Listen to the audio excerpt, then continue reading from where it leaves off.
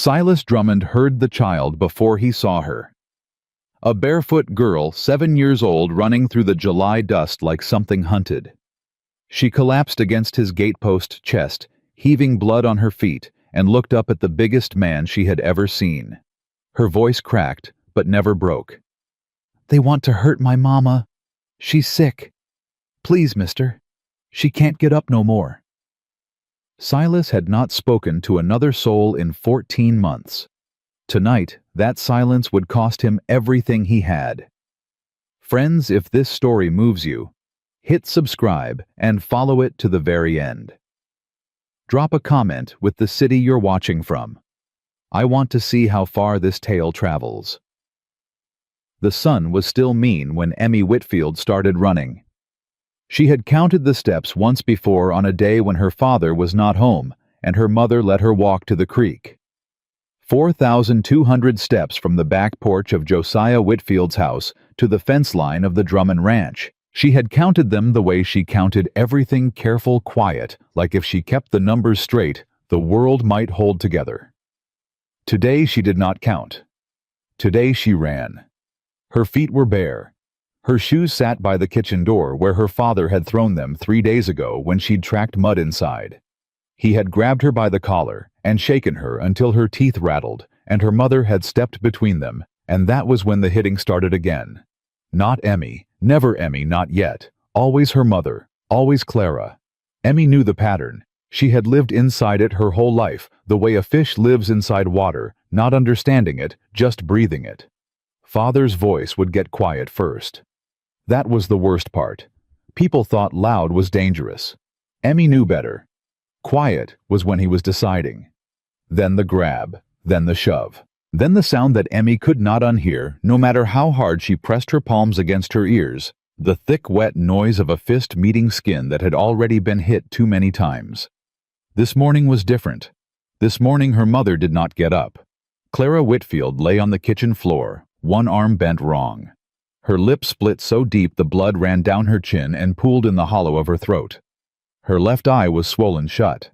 She breathed in short, shallow pulls like a bird with a broken wing. Josiah stood over her, flexing his hand. He did not look angry. That was the thing about Josiah that the town never understood. He never looked angry. He looked inconvenienced, like Clara had spilled coffee on his ledger. "Get up," he said. "You're making a mess." Clara tried. Her right arm pushed against the floor, her body shaking, but the left arm would not hold. She crumpled back down with a sound that was not a scream and not a cry, something smaller, something that had given up on being heard. Emmy watched from the hallway. She had her hand over her mouth. She was counting her father's breaths. 12, 13, 14. On 14, he usually walked away. He walked away on 15. He took his hat from the hook, checked his reflection in the small mirror by the door, straightening his collar, smoothing his hair, and left without another word. The front door clicked shut, gentle as a church latch. Emmy waited until his bootsteps faded. Then she ran to her mother. "Mama." Clara's good eye found her. Baby, I'm all right." "You ain't all right." "I just need a minute." "Mama, your arm's wrong." Clara looked down at her left arm, and something passed across her face. Not pain, she was past pain, but a cold recognition. She had felt this before 2 winters ago, when Josiah had twisted her wrist so hard the bone cracked. That time she had wrapped it herself with a dish towel and told the neighbor she had fallen off the porch. Nobody asked twice, but this was worse. This was the arm and the ribs and the eye and the lip and something deep inside her chest that hurt when she breathed something she could not name but could feel spreading like ink in water. "Emmy," Clara whispered, "listen to me." "Yes, ma'am." "You remember the big ranch, past the creek, past the dead cottonwood? The giant man's place. Silas Drummond." "Yes." "Mama, I can't." "You can." Clara's voice found an edge it rarely carried sharp enough to cut through the fear in her daughter's eyes. "You run there, and you tell him your mama needs help. You tell him she's hurt and she can't get up.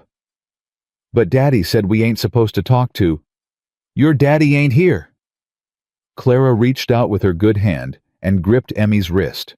The child felt the tremble in her mother's fingers, the desperation that Clara would never let reach her voice. Baby, I need you to be brave. Can you do that? Emmy stared at her mother on the kitchen floor. She counted the bruises she could see. 7. She counted the ones she knew were hiding under the dress. She stopped counting. Yes, ma'am. Go out the back. Don't take the road.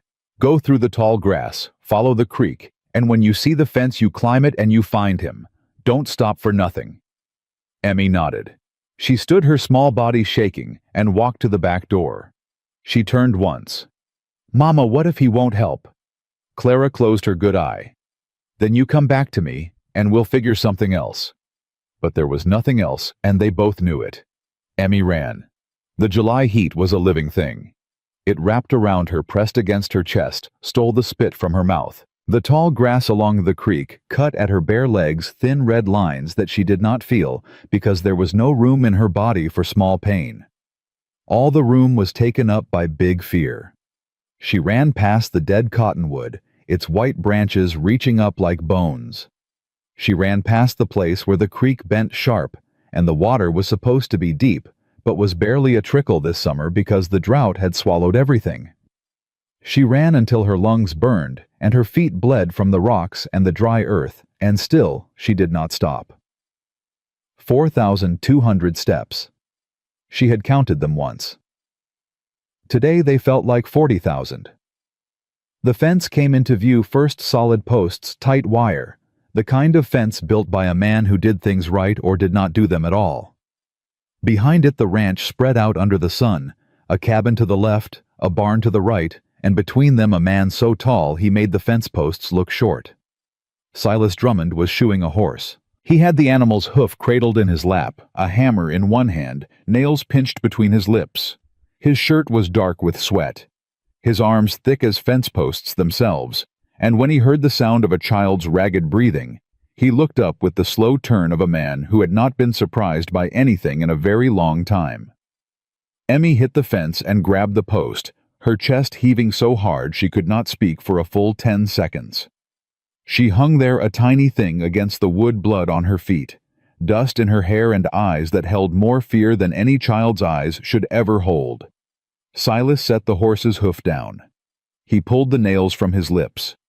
He did not move toward her because he understood, in the way that a man who has known grief understands that a frightened creature needs space before it needs comfort. Easy, he said.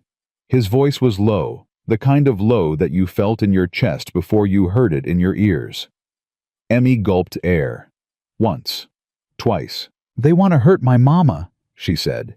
She's sick. She can't get up no more. Please, mister. Please.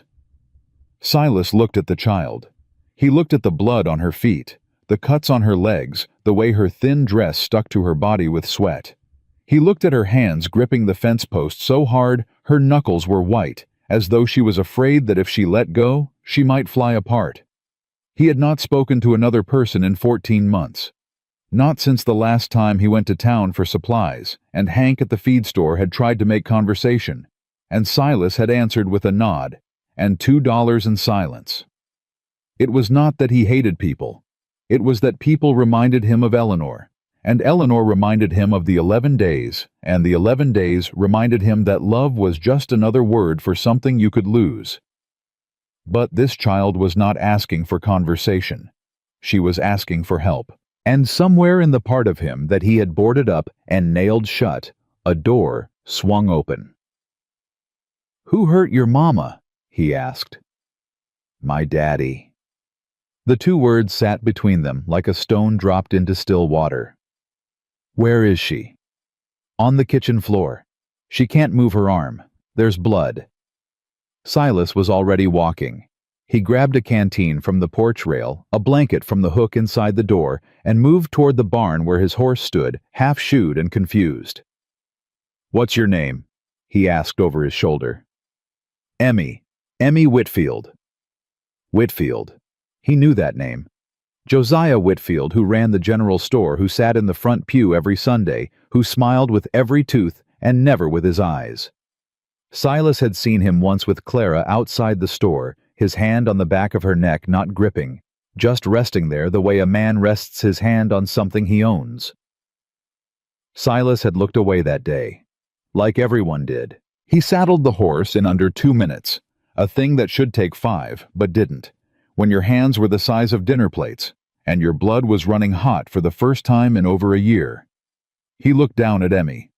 "Can you ride?" She shook her head. He reached down and lifted her with one arm, setting her on the saddle in front of him, like she weighed no more than a feed sack. She stiffened at first, the reflex of a child who had learned that large hands meant pain. But his grip was steady, not tight, and after a moment she let herself lean back against his chest. "Hold the horn," he said. "Don't let go."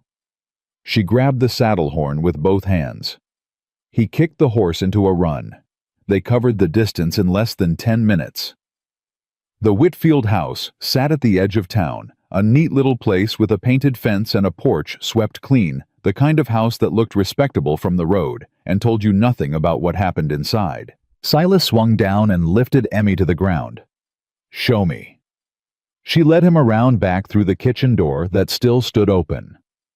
The heat inside was suffocating. The stove had been lit that morning, and no one had put it out, so the room was an oven. Within an oven, the air thick enough to chew. Clara lay where Emmy had left her. She had not moved. Her breathing was worse now, a wet rattle that Silas recognized from the cattle drives, the sound of something broken inside. He knelt beside her, and the floor groaned under his weight. Clara's good eye opened. She saw a stranger, a giant stranger filling her kitchen with his shadow, and she flinched. "Easy, ma'am," he said. The same word he had used for her daughter because it was the only gentle word he could find in a vocabulary he had not used in 14 months. "Your girl came for me. I'm here to help." Clara's lip trembled. "You can't be here. If Josiah comes back—" "Where is he now?" "The store. He always goes to the store after." After. The word hung in the hot air, carrying everything it did not say.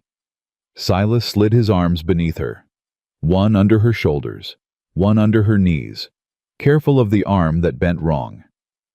Clara cried out a small sharp sound she tried to bite back, and he whispered, "I know. I'm sorry. Hold on." He lifted her. She weighed nothing. Or maybe grief weighed nothing, and that was all she was made of now. Emmy walked ahead holding the back door open, her face tight with a determination that no 7-year-old should need.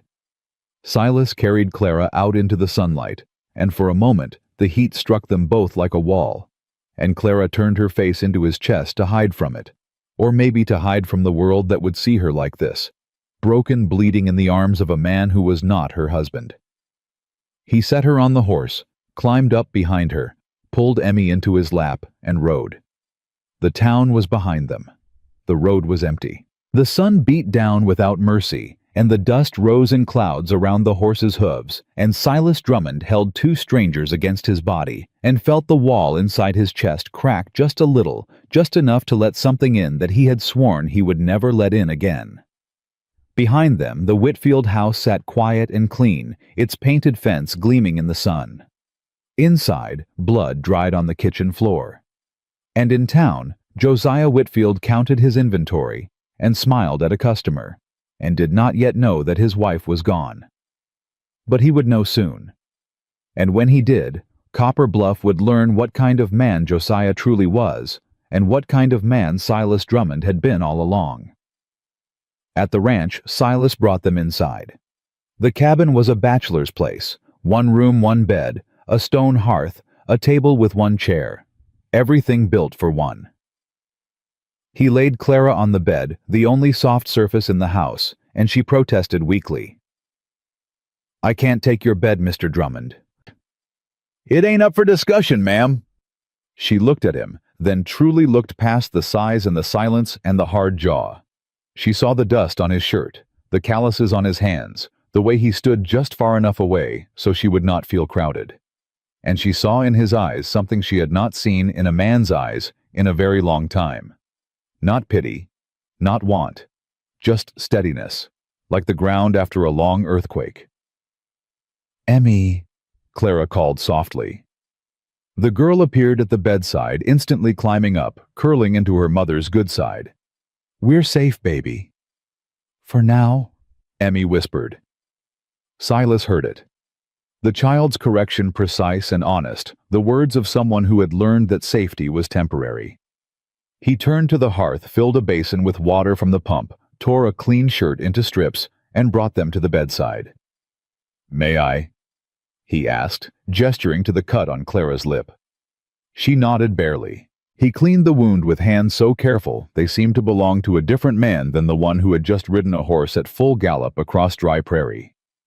Clara watched his face while he worked. He did not look at her eyes. He looked only at the wound, as though he understood that meeting her gaze right now would be too much, too intimate, too close to something neither of them was ready for. When he finished, he wrung the cloth, set it aside, and stepped back. "Your arm needs setting," he said. "I can do it, but it'll hurt." "I know what hurting feels like, Mr. Drummond." The words were quiet, but they filled the cabin like thunder. Silas held her gaze for one long beat. "Yes, ma'am," he said. "I reckon you do." He set the bone. She bit down on a folded cloth and made no sound. Emmy held her mother's good hand and counted 1, 2, 3 until it was done. Silas splinted the arm with 2 flat pieces of wood and the strips of his shirt, tying them firm, but not tight. Then he walked to the porch and sat down in the one chair that lived there. The chair he had sat in every night for 3 years watching the sunset alone, and he put his head in his hands.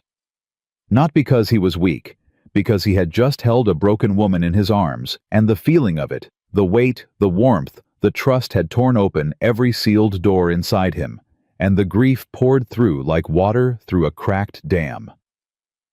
Eleanor. 11 days. The way she had felt in his arms at the end, light as paper already leaving. He breathed in. He breathed out. He put his hands down. He looked at the horizon where the sun was sliding toward the edge of the world, turning the sky the color of a bruise. Inside, Emmy appeared at the door. She did not speak. She just stood there, holding the frame with one hand, watching him the way she watched everything, careful, counting, measuring the distance between danger and safety. Silas turned his head.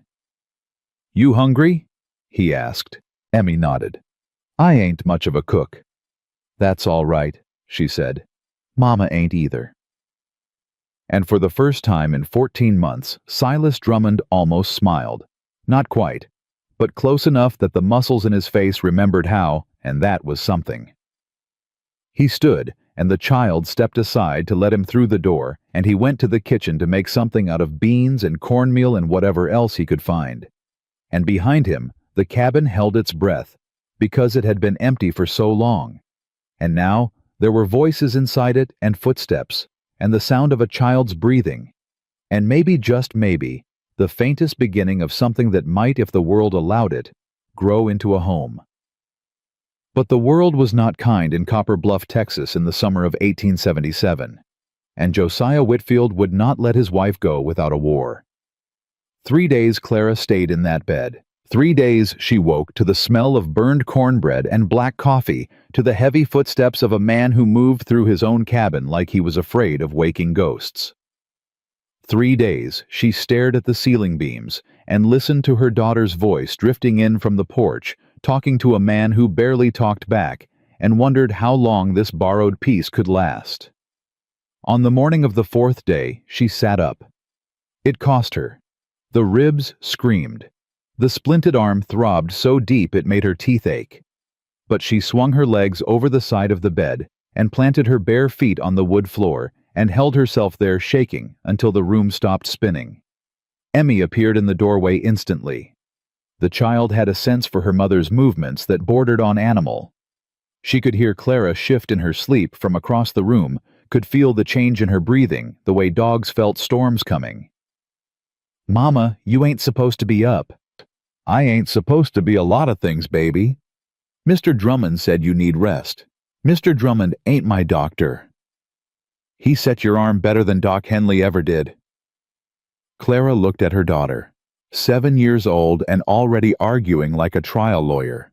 She would have laughed if laughing didn't make her ribs feel like they were trying to escape her body. Where is he? Clara asked. Barn. He's been in there since before sunup. He talks to the horse. Did you know that he don't talk to people, but he talks to that horse like it's his best friend? Maybe it is. Emmy considered this. That's sad. It is. Clara stood. The floor tilted, then steadied. She held the wall with her good hand and walked to the kitchen. It was a small space, a stove, a basin, a shelf with 4 tins, and a bag of flour that looked like it had been there since the previous president. She found a pot, found water, found oats. One-handed cooking was slow, but she had done it before. After the last time Josiah broke her wrist, she had cooked one-handed for 6 weeks. You learned. You always learned. She was stirring the pot when Silas came through the door. He stopped dead. She could feel his stillness behind her the way you feel a wall solid immediate taking up space. You shouldn't be up, ma'am. If one more person tells me what I shouldn't be doing, I'm walking back to town barefoot. Silence. Then so quiet, she almost missed it. Fair enough. He moved past her to the basin, washing his hands. She noticed he gave her a wide berth, the way you move around a skittish horse, keeping distance not out of fear, but out of respect. She noticed because Josiah had never given her space. Josiah filled every room he entered until there was no air left for anyone else. I made oats, she said. I can see that. Sit down and eat. He looked at her, this woman with one working arm. A face still mottled purple and yellow, standing at his stove, giving him orders in his own kitchen, and something crossed his expression. Not amusement exactly. More like the memory of amusement, the ghost of a feeling his face had forgotten how to make. He sat. She set a bowl in front of him. He ate. She watched him for a moment, then turned away before he could catch her looking.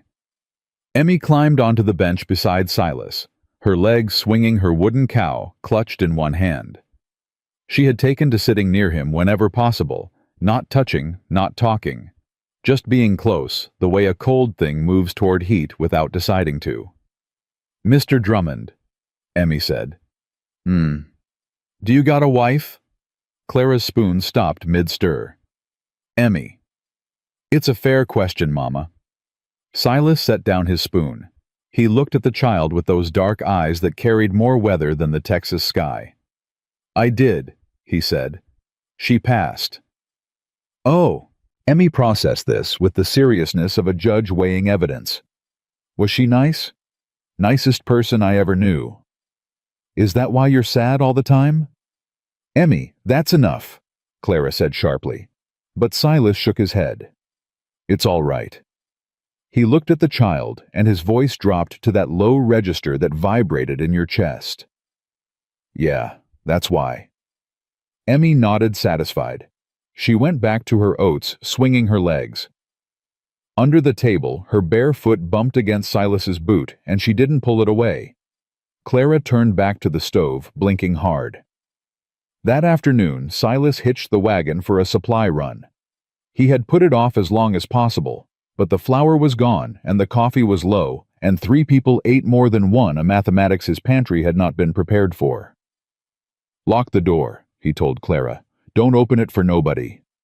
I know how to lock a door, Mr. Drummond. I know you do. I'm saying it anyway. Their eyes met. Something passed between them that neither named. He put on his hat and left. Copper Bluff was 8 miles of dust and heat. The town sat along a single road, buildings lined up like crooked teeth, the general store, the saloon, the church, the boarding house, the feedlot. Small enough that everyone knew your business. Small enough that your business was everyone's entertainment. Silas tied the wagon outside the feed store. He was inside for less than 2 minutes before he felt the shift. Hank Morrison, who had sold him feed for 10 years without a crossword, weighed his grain with his eyes fixed on the scale not meeting Silas's gaze. Heard you got company out at the ranch, Hank said to the scale. Silas said nothing. Folks are talking, Silas. Folks always talk. This ain't regular talk. Josiah Whitfield was in here yesterday. Said his wife got confused, ran off. Said she's not right in the head. Said he's worried sick. Silas picked up his grain sack. You believe that? Hank finally looked up. His face was the face of a man who wanted to do right but couldn't figure out which direction right was. I don't know what I believe. I know Josiah's been good to this town. I know he extends credit when nobody else will. I know his wife never said a word against him. Beaten women don't tend to talk much, Hank. The words landed hard. Hank's mouth opened, then closed. Silas hoisted the sack onto his shoulder and walked out. The street felt different. It was a Wednesday, and the usual Wednesday traffic moved through the usual Wednesday motions, women carrying baskets, men leaning on posts, children chasing dogs. But the rhythm was off. Conversations paused a beat too long when Silas passed. Eyes lingered a moment past Polite. He loaded the wagon, and that was when he heard the voice. Well, well, the giant himself. Josiah Whitfield stood on the porch of his general store, 20 feet away. He was dressed clean, pressed shirt, combed hair, boots polished. His arms were crossed, and he wore the expression of a man greeting an old friend, easy and warm. And if you didn't know better, you'd believe it. But Silas knew better. He had seen that same smile on a rattlesnake once, right before it struck. Drummond, Josiah said, stepping down from the porch. His voice carried just enough to reach the ears of the people nearby without seeming to shout. A performer's instinct.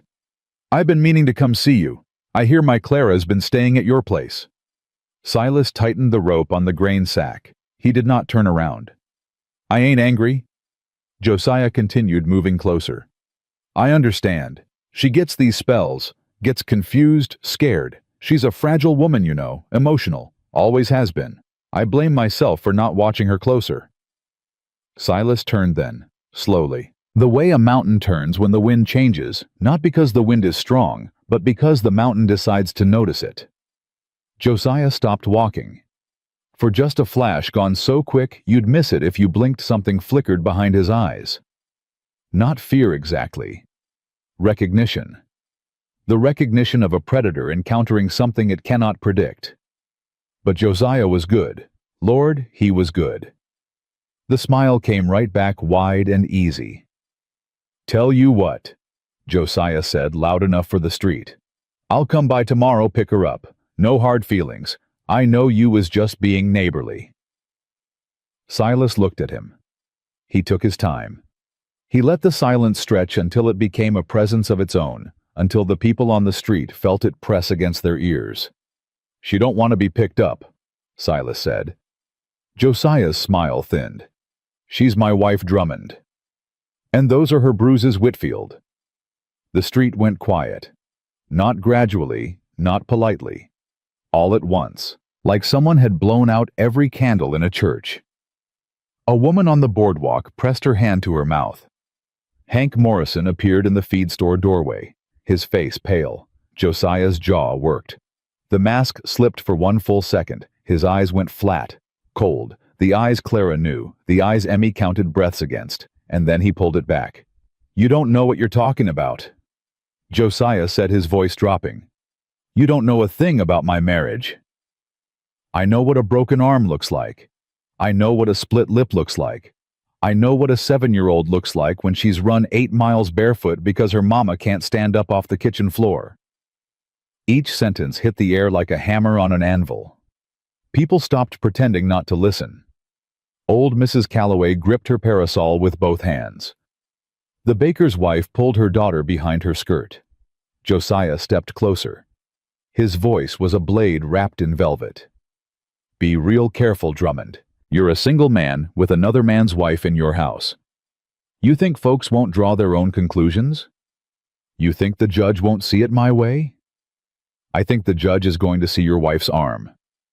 Her arm. Josiah laughed short and sharp. She fell. She's clumsy. Ask anyone. I'm asking you, right here, right now, in front of God and every person on this street." Silas took one step forward, just one. But it was enough. His shadow fell over Josiah like a curtain dropping. "Did you hit your wife?" The silence that followed was the loudest thing Copper Bluff had ever heard. Josiah stared up at Silas, and for the first time, the math changed. He had always been the biggest man in his own house, the biggest voice in his own store, the biggest name in his own town. But standing in Silas Drummond's shadow, he understood what small was. He chose retreat. Smart retreat, the kind that looks like grace. "This ain't the place for this conversation," Josiah said, smoothing his shirt, squaring his shoulders. He turned to the street with a martyred shake of his head.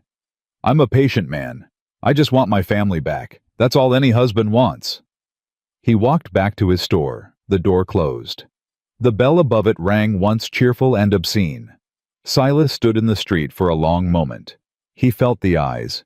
He felt the judgment shifting like sand, some grains falling his way, some falling Josiah's, the whole town recalculating the cost of taking a side. Dottie Pierce appeared beside him.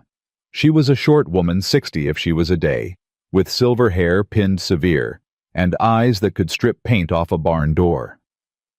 "You just painted a target on your back, Drummond," she said. "Wasn't trying to paint nothing." "I know. That's what makes it worse.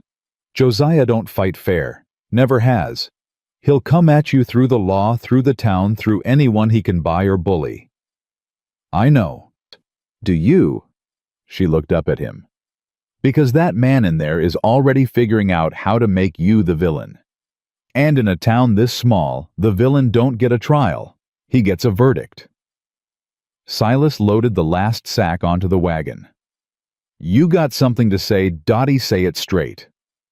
"I'm saying Clara Whitfield ain't the first woman in this town who showed up to church with long sleeves in July, and she won't be the last. And if you think standing up for her is going to make you a hero, you don't understand how this town works." "I ain't trying to be a hero." "Then what are you trying to be?" Silas climbed onto the wagon. He gathered the reins. "Awake," he said, and he drove out of town without looking back.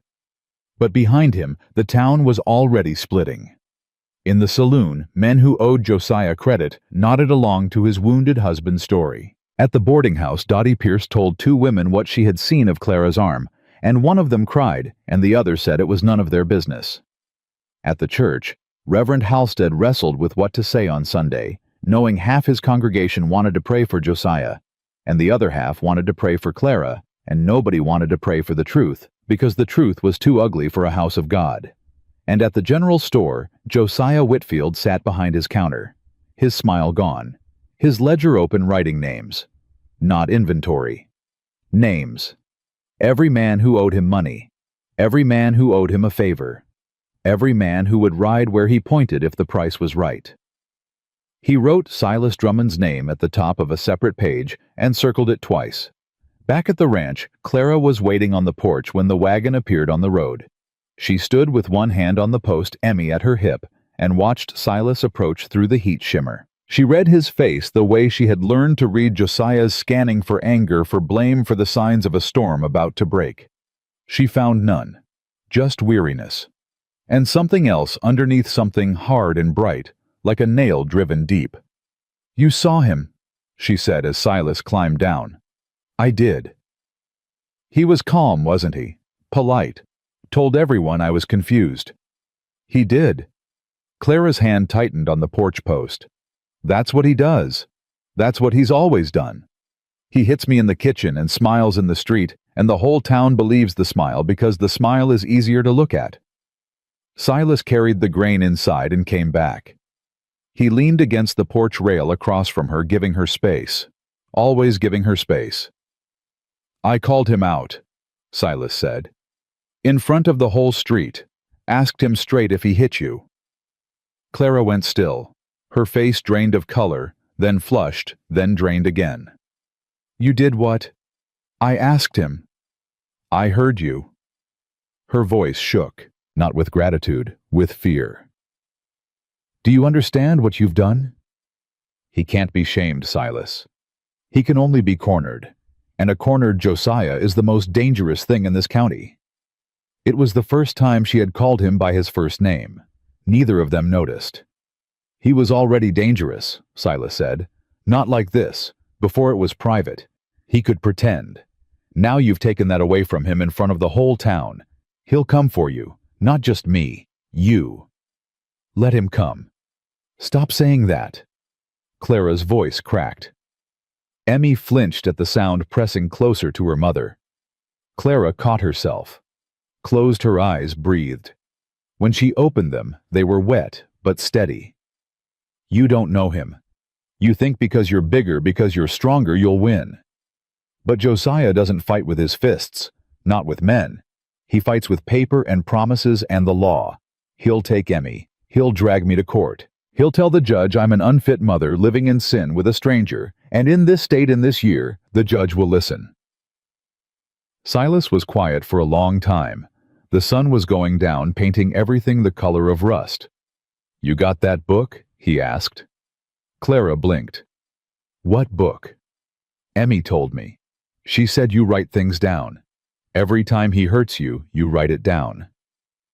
Clara's hand went to her apron pocket, the reflex so automatic it told its own story. The small leather notebook was there, where it always was pressed against her body, like a second heart. I've been keeping it for 2 years, she whispered. Dates, injuries, what he said, what Emmy saw. Then it ain't just his word against yours. Clara stared at him. In 6 years of marriage, no one, not her mother, not the preacher, not the women at church, had ever asked about proof. They had offered prayers. They had offered pity. They had offered the quiet suggestion that maybe if she tried harder, cooked better, spoke softer, things would improve. No one had ever treated her pain as evidence. The law doesn't care about a woman's diary, she said. Judge Hargrove might. You know Hargrove. I know he buried his own daughter last spring. Typhoid took her. She was 19 and married to a man who wouldn't pay for a doctor. Silas looked at Clara, and his voice carried the weight of someone who understood exactly what he was saying. Hargrove cares. He just needs a reason to act. Clara pulled the notebook from her pocket. She held it in her good hand, this small battered thing that contained 2 years of her life written in pain. She had never shown it to anyone. She had written in it by candlelight while Josiah snored, pressing the pencil so lightly it barely left marks, terrified that he would find it, knowing that if he did, the next entry would be the last. If I show this to the judge, she said slowly, Josiah will know. He'll know I've been documenting. He'll know it was planned. It won't just be a wife leaving her husband. It'll be a wife building a case against him. Yes. He will never forgive that. He doesn't need to forgive it. He needs to answer for it. Emmy tugged her mother's skirt. Clara looked down. The child's face was grave, ancient, 7 years old, and 100 years tired. Mama, Emmy said, I can count for the judge too. I remember the days. I remember all of them. Clara knelt slowly, painfully, until she was eye level with her daughter. She looked into those eyes that had seen too much, counted too much, carried too much. And she made a decision that terrified her more than any blow Josiah had ever landed. All right, she said. All right. She stood notebook in hand and looked at Silas. Tomorrow, she said. I want to see the judge tomorrow. Silas nodded. He did not smile. He did not reassure. He just nodded, and it was enough, because his nod was the same as his word, and his word was the same as stone. That night, after Emmy fell asleep clutching her wooden cow, Clara sat by the low fire. Silas was on the porch as he always was, after dark, sitting in his chair watching the sky do nothing. She brought him coffee. Bad coffee, she had made it one-handed, and it was more water than bean. But she brought it, and he took it, and she sat on the step below him. They did not speak for a long time. The night was hot, the kind of hot that made you feel like the whole world was holding its breath. Somewhere out past the fence line a coyote called. Then another. then silence. Silas? Ma'am? Clara. A pause. Clara. She looked out at the dark prairie.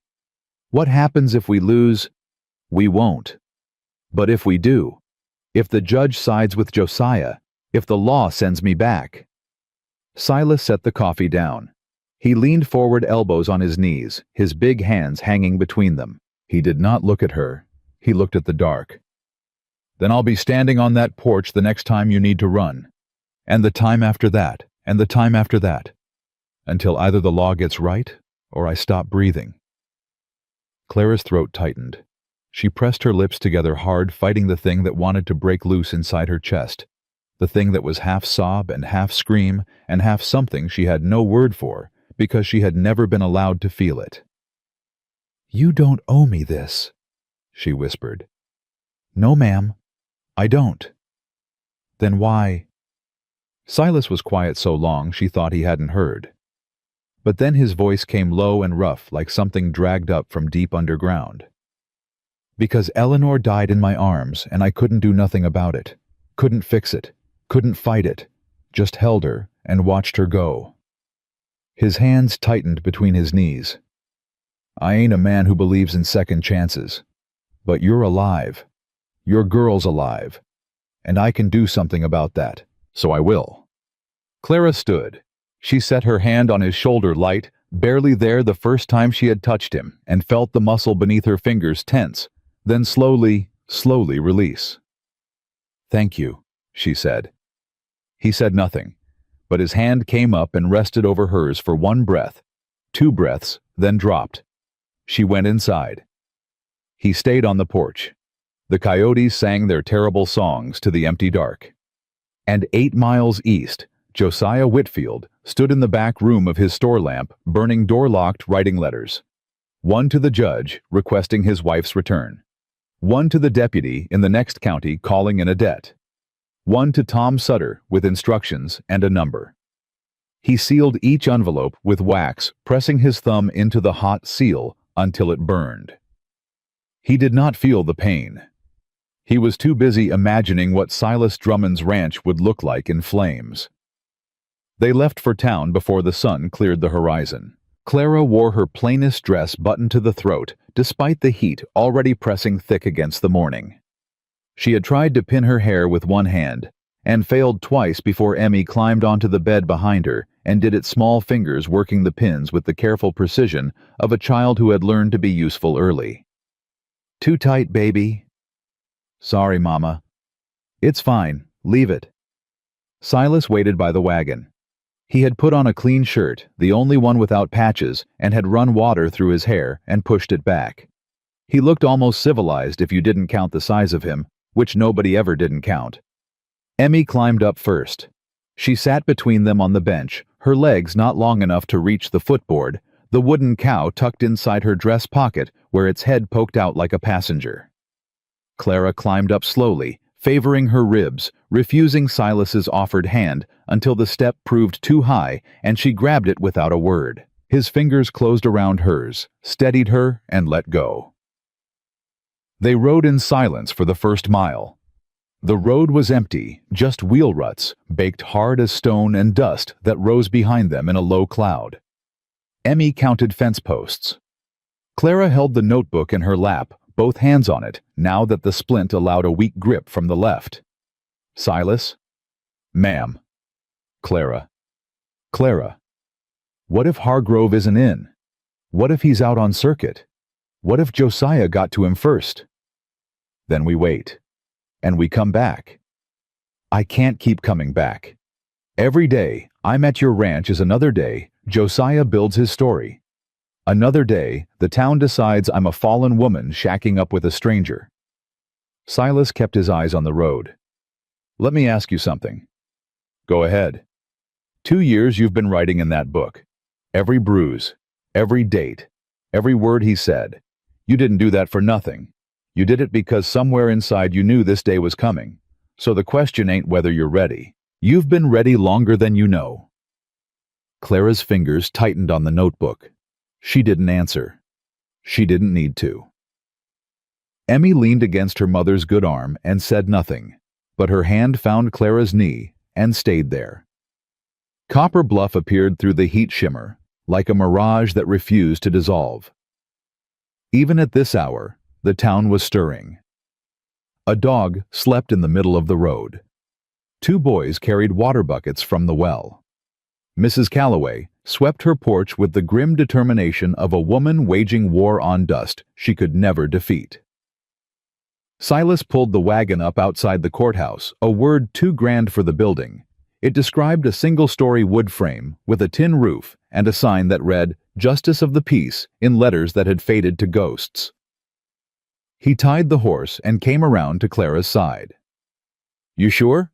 he asked. Clara looked at the building. She looked at her daughter. She looked at the notebook. "I've never been less sure of anything in my life," she said. "Let's go." They walked in together. Emmy held her mother's hand. Silas walked behind, not beside, deliberate, giving Clara the front, making it clear without words whose fight this was. Judge Calvin Hargrove sat behind a desk cluttered with papers, a coffee cup stained brown from years of use, and a Bible so worn its cover had turned soft as cloth. He was 63 years old, thin as a rail, with white hair that had given up on any particular direction, and eyes that had seen enough of humanity to be tired of it, but not yet done with it. He looked up when they entered. His gaze moved from Silas to Clara, to the child, to Clara's splinted arm, to her face, where the bruises had faded to a sickly yellow-green that somehow looked worse than the original purple. "Mrs. Whitfield," he said. "Judge Hargrove." "Drummond." Silas nodded. Hargrove leaned back in his chair.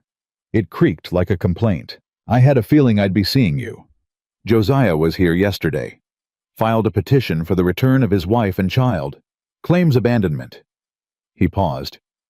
"Claims you're mentally unfit." Clara flinched. Silas saw it, the quick tightening of her jaw, the way her chin dropped a fraction before she caught it and brought it back up. A reflex she had practiced 1,000 times, the flinch, then the correction, then the mask. But today she did not put the mask on all the way. "I'm not unfit," Clara said. "I'm beaten." The word dropped into the room like a stone into a well. Hargrove's eyes narrowed, not in suspicion, in attention. "That's a serious accusation, Mrs. Whitfield." "It's not an accusation. It's a fact." Clara stepped forward and set the notebook on his desk. 2 years, every date, every injury, what he did, what he said, what my daughter saw. It's all in there. Hargrove did not touch the notebook immediately. He looked at it the way a man looks at a loaded gun, with respect for what it could do. "You wrote this yourself?" "Every word, by candlelight, while he slept." Hargrove opened the notebook. He read the first page. His face did not change. He turned to the second page, the third, the fourth. He read slowly, his lips pressing thinner, with each entry his hand coming up once to rub his jaw, the way men do when they are trying to hold something down. The room was silent, except for the turning of pages and the sound of Emmy's breathing, quick and shallow, the breathing of a child watching adults decide her future. Hargrove reached a page near the middle and stopped. He read it twice. He looked up at Clara. "June 7th, 1876. Broke 2 ribs left side. Emmy was in the room. She counted the blows. She counted 9. Clara's throat moved. "Yes, sir." "Your daughter counted the blows." "She counts everything. It's how she survives." Hargrove looked at Emmy. The child stood perfectly still, her hand in her mother's, her face carrying an expression that no 7-year-old should know how to carry, the expression of a witness. "Child," Hargrove said, and his voice was gentler than Clara had ever heard a man in authority speak. "Can you tell me what you remember?" Emmy looked at her mother. Clara squeezed her hand. "Tell him the truth, baby, that's all." Emmy turned to the judge. She did not fidget. She did not look away. She spoke the way she counted, precise, steady, without decoration. "He hits Mama when he gets quiet. Not when he yells. Yelling means he's still deciding. Quiet means he's done deciding. He uses his right hand mostly. Sometimes he grabs her neck. She can't breathe when he does that and her face turns red, and I count until he lets go. The longest was 11 seconds. I counted. Hargrove set down the notebook. He removed his spectacles and pressed his fingers against his eyes. When he put the spectacles back on, something had changed in his face. The professional distance was still there, but underneath it, something personal had cracked through. "Drummond," Hargrove said. "Step outside." Silas looked at Clara. She gave a small nod. He left. The door closed. Hargrove stood and came around the desk. He pulled a chair forward and sat in front of Clara, not behind the desk, not above her, across from her. "Mrs. Whitfield, I need to be honest with you. Please." Texas law gives a husband considerable authority over his wife and children. You know that. I do. Josiah's petition is legally sound. He has the right to demand your return. He has the right to claim custody of your daughter. The fact that you're residing with an unmarried man weakens your position considerably. Clara's face tightened, but she held. However, Hargrove tapped the notebook. This changes things. Not because the law says it does. Frankly, the law is silent on the question of a husband's discipline. But because I am not silent. I am the judge in this district, and I have discretion. What does that mean? It means I can delay his petition. I can order a formal inquiry. I can request testimony from witnesses. I can make this slow, Mrs. Whitfield. Slow enough for you to build a case that even the law can't ignore. And Josiah? What happens to Josiah while it's slow? He stays in town. You stay where you are. I issue a temporary order of protection. A piece of paper. Yes, ma'am, a piece of paper, with my name on it and the weight of this court behind it. Clara looked at the notebook on his desk. He'll be furious. I expect he will. He won't stop. No, ma'am. Men like Josiah don't stop. They escalate, which is why I need you to understand what you're walking into. If we do this, it will get worse before it gets better. He will turn this town against you. He will call you names that will make your ears burn. He will use every friend, every debt, every ounce of influence he has to crush you, and you will have to stand there and take it and keep standing. Clara's eyes were bright, but her voice was iron. I've been taking it for 6 years, Judge. The difference is now I get to take it standing up. Hargrove studied her for a long moment. Then he stood, returned to his desk, and began writing. I'll have the order drafted by noon. Drummond can pick it up. Thank you. Don't thank me yet. This is the easy part. Clara gathered Emmy and walked to the door. She paused with her hand on the frame. Judge Hargrove. Ma'am. Your daughter, the one you lost. What was her name? Hargrove's pen stopped.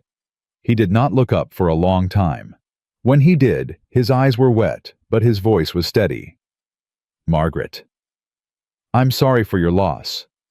I'm sorry for yours, Mrs. Whitfield. Now go on, and keep that child close. They stepped outside into the morning heat, and Silas was leaning against the wagon with his arms crossed, his hat tipped low, and his whole body angled toward the courthouse door like a compass needle pointing north. Well, he asked. Clara took a breath. He's giving us time. Not much, but some. How much? Enough to make Josiah answer for what he's done, if we do it right. Silas nodded. He reached down and lifted Emmy onto the wagon. The child went up easy, already used to his hands, already trusting the grip that could have crushed her, but never would. They were halfway to the wagon bench when Josiah's voice cut across the street. Clara. Everything stopped. Clara's hand froze on the wagon rail. Emmy went rigid. Silas straightened to his full height, which in the morning light threw a shadow that reached halfway across the road. Josiah walked toward them from the direction of his store. He was not alone. Tom Sutter flanked him on the right. A man Clara didn't recognize walked on the left, thick-necked, heavy-jawed, the kind of man whose size came from meanness rather than labor. Josiah stopped 10 feet away. His face was calm. His voice was warm. That was the terrifying part. "Sweetheart," he said, "I've been worried sick about you." Clara's whole body went tight as a bowstring. Emmy pressed into her mother's hip. Silas took one step forward, putting himself between Clara and the three men, his movement unhurried and absolute. "She ain't your sweetheart," Silas said. "Not anymore." Josiah didn't look at Silas. He looked past him at Clara, his eyes locking onto hers with the intensity of a man who had spent 6 years training her to obey that gaze. "Clara, honey, come on home. We can work this out. Whatever I did, I'm sorry. You know I love you. You know I love Emmy. We're a family." Clara's mouth opened. For one terrible second, Silas saw her waver. 6 years of conditioning pulled at her like a current, the familiar gravity of the man who had owned her, the man whose approval she had spent half a decade trying to earn, the man whose voice still made something inside her flinch and fold. Emmy felt it too. She felt her mother's hand tremble, felt the hesitation, and something inside the child ignited a bright, fierce thing that had no name but burned like a coal. "Mama," Emmy said. Her voice was clear and carried. "Don't." One word, spoken by a 7-year-old who had counted every blow, every breath, every second of silence that meant the hitting was about to start. One word that landed in Clara's chest like a bell struck in an empty church. Clara's spine straightened. Her chin came up. Her eyes met Josiah's, and for the first time in 6 years, she did not flinch. "I filed with the judge," she said. Her voice shook, but it held. "He's seen the book, Josiah. Every page." Josiah's expression cracked. Not the smile was gone. What cracked was the thing underneath the machinery that ran the smile, the calculation, the control. For one raw second, Josiah Whitfield looked exactly like what he was, a man who hit women, and had just learned that the woman hit back. "What book?" he whispered. "You know what book." "There is no book. You're lying. You're confused. You've always been." 2 years, Josiah. Every date, every bruise, every time Emmy counted. It's in the judge's hands now. The street had gathered. Not obviously, people didn't crowd in towns like this. They accumulated, drifting to porches and doorways and window frames, pretending to sweep or hang laundry, while their ears strained toward the voices on the courthouse road. Tom Sutter shifted uncomfortably. The thick-necked stranger looked at Josiah for instruction. Josiah gave none. He was staring at Clara with an expression she had never seen on his face, not anger, not cold calculation, but naked bewilderment. The animal he had trained had turned on him, and he could not comprehend it. "You stupid woman," he said, and his voice lost its music, dropping to the flat, dead tone that Clara knew from the kitchen, from the bedroom, from every room where the doors were closed and the hitting started. "You think a book is going to save you? You think that old man in there is going to protect you? I will bury you, Clara. I will take Emmy, and you will never see her again. I will tell every soul in this county that you are a whore and a liar and an unfit mother, and they will believe me because they have always believed me." "Not anymore," Clara said. Josiah lunged, not at Clara, at the wagon where the notebook sat beside Emmy on the bench. His hand shot out fast, the same hand that had split Clara's lip 3 days ago, reaching for the book that could destroy him. Silas caught his wrist mid-air. One hand, no effort. He held Josiah's arm the way you hold a stick. A dog has fetched, firm, dismissive, without respect. "Don't," Silas said. One word, the only one needed. Josiah tried to pull free. He couldn't. The realization crossed his face like weather, the understanding that for all his cunning, all his manipulation, all his careful cruelty, he was physically powerless against the man in front of him. And that powerlessness burned him worse than any accusation. "Get your hand off me, Drummond." Silas released him.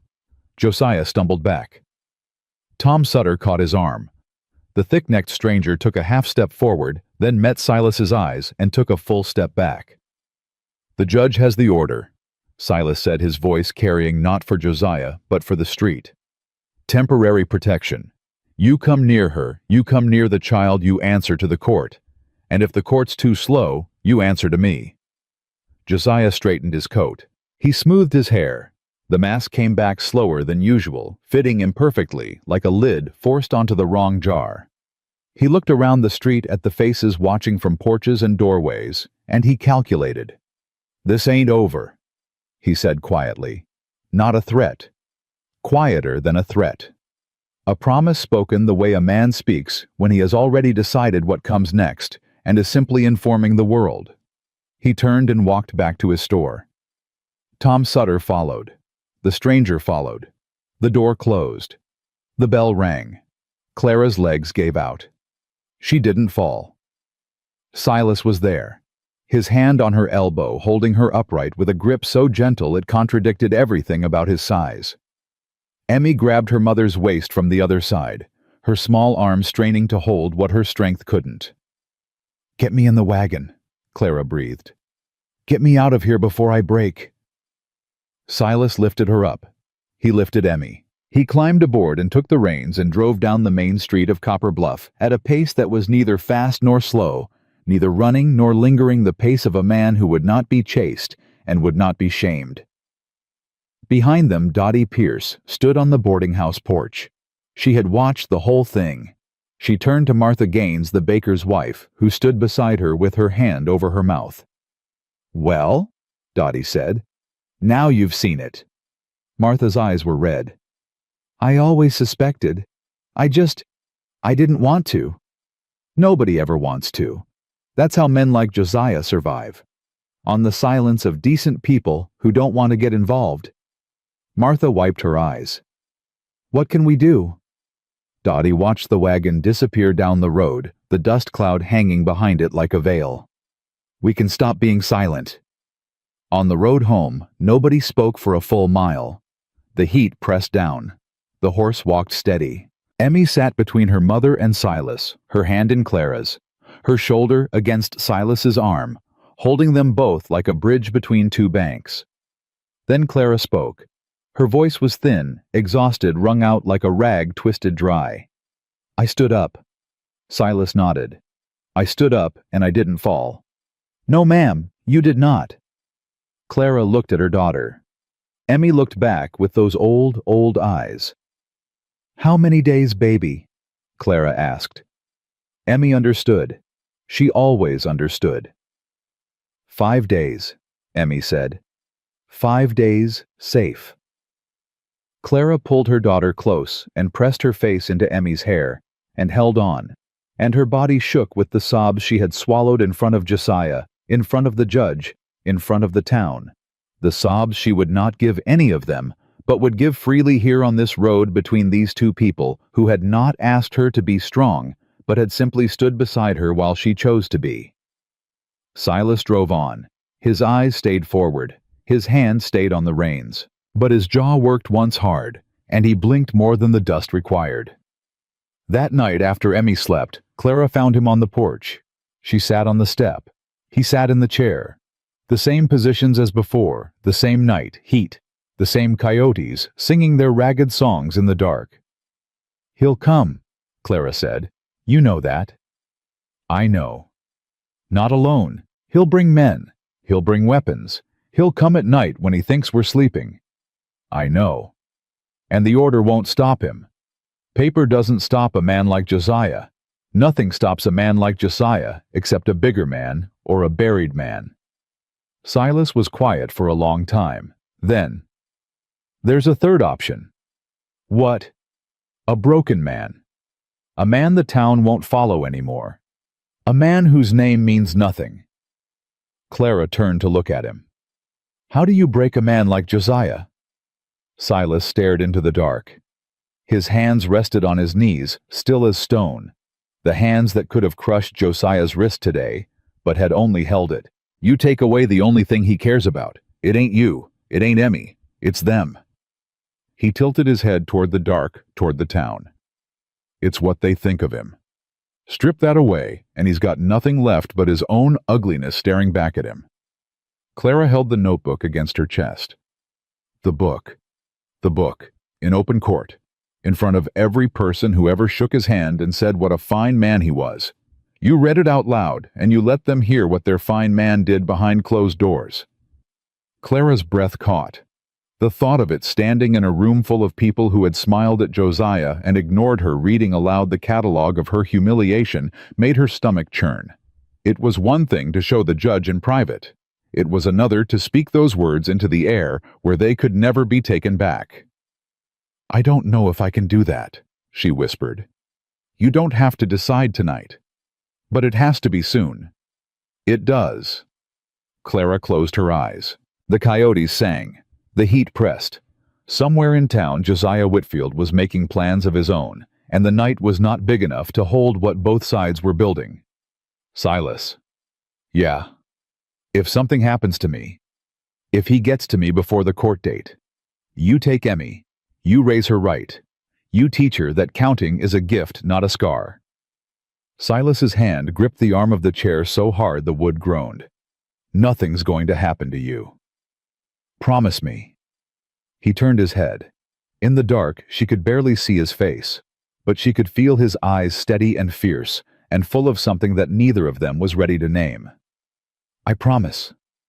Clara stood. She touched his shoulder again, the same light touch as the night before, and this time his hand came up and held hers, and did not let go for 3 full breaths. Then she went inside. Silas stayed on the porch, staring at the dark, his hand still warm where hers had been. He listened to the coyotes. He listened to the silence between their calls. He listened to the old house settling around 3 sleeping souls instead of 1. And he made his own promise, the one he did not say out loud, the one that lived in his bones and his blood and the set of his jaw. Josiah Whitfield would not touch them again. Not Clara. Not Emmy. Not while Silas Drummond still cast a shadow on this earth. The porch chair creaked as he leaned back. His eyes stayed open. His ears stayed sharp. He would not sleep tonight. Josiah came on the 7th night. Silas had expected it sooner. 5 days of silence from a man like Josiah Whitfield was not patience. It was preparation. And when the sound came hooves on hard-packed earth, 3 sets, maybe 4 moving at a walk that was too deliberate to be casual. Silas was already on his feet, already at the window, already counting. 3 riders, lanterns out, moving by moonlight. He had not slept more than 2 hours any night that week. He had moved the rocking chair from the porch to just inside the door, angled so he could see both windows and hear the road. Clara had watched him do it without comment. She understood what it meant. Emmy had asked why the chair moved, and Clara told her Mr. Drummond liked the breeze from the door. Emmy had looked at her mother with those counting eyes and said nothing, because she was 7, and she knew what a lie sounded like, even a kind one. Now Silas crossed to the bedroom door. He opened it, and Clara was already sitting up. Her good hand pressed flat on the mattress, her eyes wide in the dark. How many? She whispered. 3 I can see. Could be more hanging back. Clara swung her legs off the bed. Emmy stirred beside her, murmured something about counting, and rolled over. Clara pulled the blanket up around her daughter and turned back to Silas. I'm not hiding in the back room this time. Clara. I said I'm not hiding. If he's come for me, he can look me in the eye. Silas read her face. The bruises were almost gone now, just faint shadows that you had to know to see. But the thing that had replaced them was harder than any bruise. It lived in the set of her jaw, in the line of her shoulders, in the way she stood without reaching for the wall. Stay behind me, he said. That's all I ask. I'll stay behind you until I don't need to. He almost argued. He didn't. There wasn't time, and there was something in her voice that told him the argument would cost more than it gained. He went to the door. The rifle stood where it always stood, propped against the wall. He did not pick it up. Instead, he pulled the door open and stepped onto the porch, filling the frame with his body, his hands empty and visible at his sides. The riders had stopped at the fence line. Josiah sat the middle horse. Even in the pale light, Silas could read his posture rigid. Coiled, the posture of a man who had rehearsed this moment in his head 100 times and was now watching it play out in real time, checking reality against the script. Tom Sutter sat to Josiah's right, slumped and reluctant, a man paying a debt he wished he'd never taken. The third rider was the thick-necked stranger from the street. Silas had learned his name since then. Dale Cheswick, a hired man from the next county, the kind who followed money the way a dog follows meat. "Drummond," Josiah called. His voice was controlled, measured, pitched for an audience, even though the only audience was the dark. "I'm here for my family. I've got papers, signed by the deputy in Millsap County, legal and proper." Silas didn't answer. He let the silence do what silence did best, make the other man fill it. Josiah shifted in his saddle. "You hear me? I said I've got papers. Deputy Connors signed them himself. Writ of recovery for my wife and child. You're harboring them against lawful order. Hargrove's order says different. Hargrove's order ain't worth the paper it's printed on outside this county. Connors outranks him on family matters. I checked. You want to see the documents? I want to see you turn that horse around." Josiah laughed, short, sharp, without joy. "Still playing the hero, Drummond, big silent man protecting the damsel.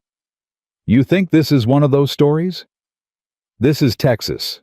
This is the law, and the law says she's mine. She ain't property, Whitfield. The hell she ain't. She's my wife. That child is my daughter. And you're a trespasser, an interloper, a single man with another man's family in his bed. How do you think that looks? How do you think the judge will see it when I tell him what's really going on here?" The porch boards creaked behind Silas. Clara stepped out. She moved past Silas before he could stop her, past his arm that reached to hold her back, past the threshold that separated safety from everything else. She stood at the edge of the porch, her splinted arm held against her body, her good hand balled into a fist at her side. The moonlight caught her face, and Josiah saw her clearly, the healing bruises, the straight spine, the eyes that did not look down. "Clara!" Josiah's voice changed, softer, warmer. The voice he used in front of people, the voice that made neighbors say what a good husband, what a patient man.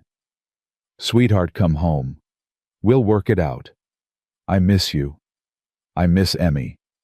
Whatever happened, we can fix it. You broke my arm, Josiah." The words carried across the still air. Tom Sutter flinched in his saddle. Dale Cheswick looked sideways at Josiah with the expression of a man recalculating his employer. "That was an accident," Josiah said, and his voice was still warm, still smooth, but there was a crack in it now, hairline thin. "You know I'd never. June 7th last year. 2 ribs. Emmy was in the room. She counted 9 hits. She told me the number before I wrote it down. Clara, stop this. March 12th year before that. You choked me against the kitchen wall for 11 seconds. I know because Emmy counted. She always counts, Josiah. She counts because it's the only thing she can control when her father is beating her mother. That's enough." April 23rd. You dragged me by my hair from the bedroom to the porch because your supper was cold. Mrs. Henderson was walking past and you waved at her with the same hand that had my hair in it, and she waved back and kept walking. I said that's enough. Josiah's voice broke. The mask shattered. His face contorted the real face, the kitchen face, the closed-door face that Clara had memorized over 6 years. His horse danced sideways, sensing the change in its rider's body. Tom Sutter pulled his horse back 2 steps. Josiah, maybe we should... Shut up, Tom. Josiah dismounted. He hit the ground hard and came forward, his boots crunching the dry earth, his body leaning into the walk the way he leaned into a punch. Silas stepped down from the porch, placing himself between Josiah and Clara.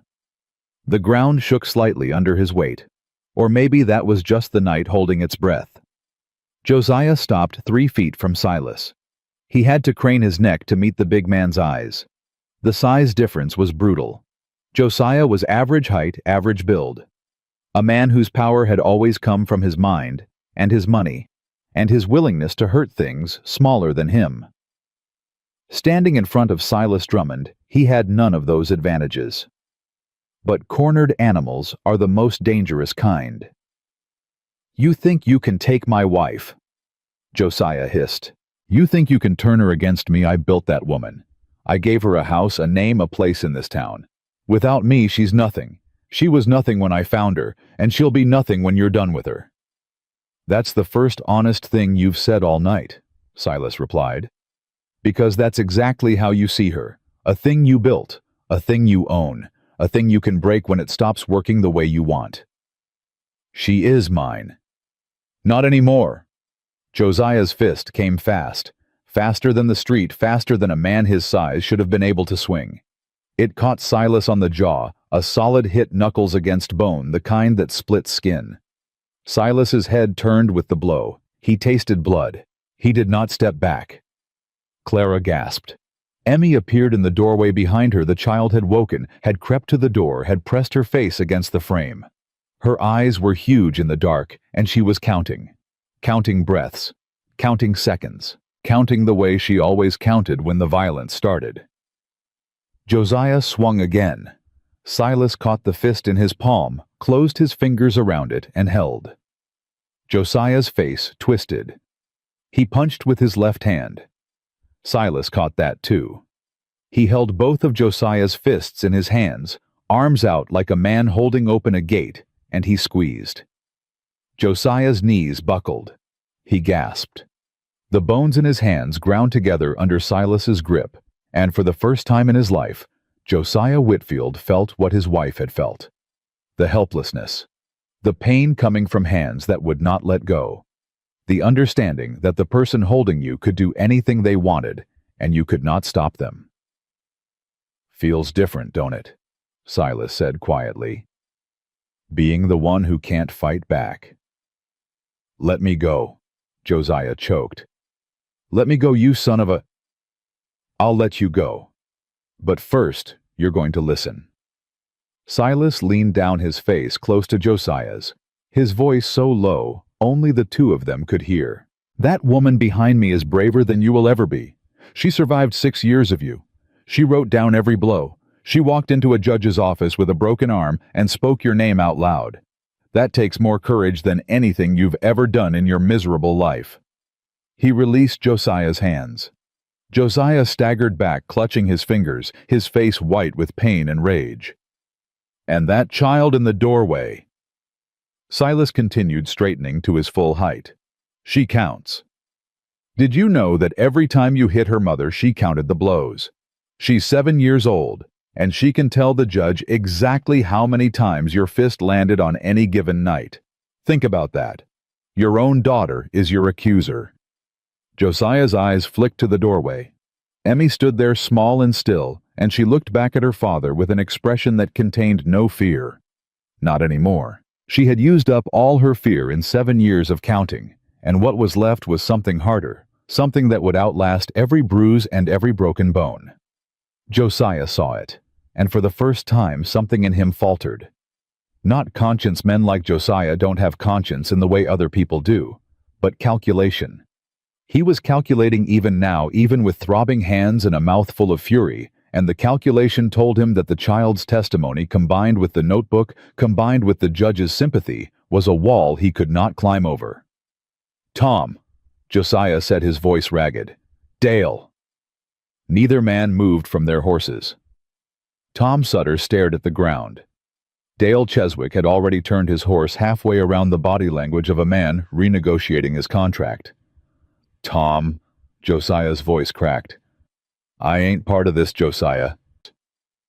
Tom's voice was small, ashamed. The voice of a man who had just heard a 7-year-old describe counting her mother's beatings and could not unhear it. "I came because I owed you money. I don't owe you this. You owe me everything. Your store, your house, your—" "Then take them. Take the store. Take the house. I don't care. I ain't dragging a woman and child out of a man's home in the middle of the night. My mother would rise from her grave and strike me dead." Dale Cheswick spoke for the first time. "I'm going." He turned his horse fully.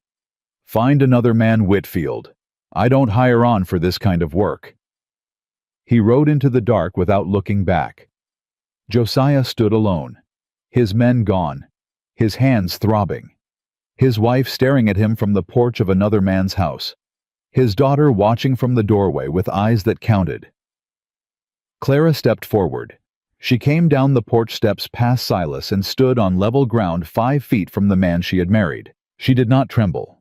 She did not flinch. The night was hot and still, and the moon gave enough light for them to see each other clearly, maybe for the first time. "It's over, Josiah," she said. "It ain't over. It'll never be over. You're my wife. That's my child. No judge, no giant, no damn notebook changes that."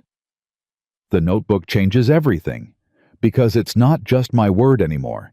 It's dates and details and a daughter who can recite every single one of them. You can fight me. You can fight Silas. You can fight the judge. But you can't fight the truth written in a 7-year-old's memory. Josiah's face worked.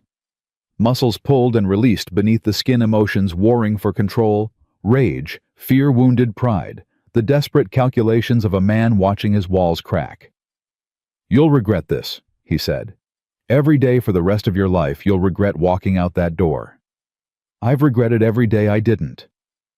The words hit Josiah harder than Silas's hands. He rocked back on his heels, his mouth opening and closing, and for one horrible naked second, Clara saw something she had never seen in her husband's face. Grief. Not for her. Not for Emmy. For himself. For the image he had built, the reputation he had polished, the version of Josiah Whitfield that Copper Bluff admired. That Josiah was dying right here in the dust, and the real one stood in its place, small, vicious, and utterly alone. "You'll come back," he said, but his voice had lost its edge. It was the voice of a man talking to himself. "You always come back." Not this time. Josiah stood there for a long moment, his fists clenching and unclenching, the fight draining out of him, the way blood drains from a wound, slowly, then all at once. He looked at Silas, who stood unmoved and unmoving, a wall that would not crack. He looked at Emmy, who stared back without blinking. He looked at Clara, who met his gaze as she had never met it before, steady and clear and done. He turned. He walked to his horse. He mounted. And he rode into the dark without another word. Tom Sutter lingered. He looked at Clara from atop his horse, his face crumpled with shame. "Mrs. Whitfield," he said, I didn't know. I mean, I heard talk, but I didn't." He trailed off because there was no end to that sentence that didn't sound like an excuse. "You knew, Tom," Clara said quietly. "Everybody knew. You just didn't look."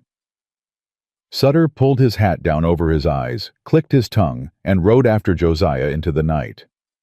The hoofbeats faded. The dust settled. The night sounds resumed: crickets, coyotes, the dry whisper of grass. Clara stood in the yard alone in the open, and her body began to shake. Not with fear. The fear was gone, spent, burned up in the furnace of the last 10 minutes. What shook her now was the aftermath, the adrenaline draining the muscles, unclenching the realization that she had looked her husband in the face and told him the truth, and the sky had not fallen. Silas stepped up beside her. He did not touch her. He just stood there, his big body radiating heat in the warm night, his presence as solid as the earth. "You did that," he said. "I did that." "How do you feel?" Clara looked at her hands. They were shaking so hard she couldn't hold them still. She pressed them together, fingers laced, and held on. "Terrified," she said. "And free. And I don't know which one is bigger." Emmy came down from the porch.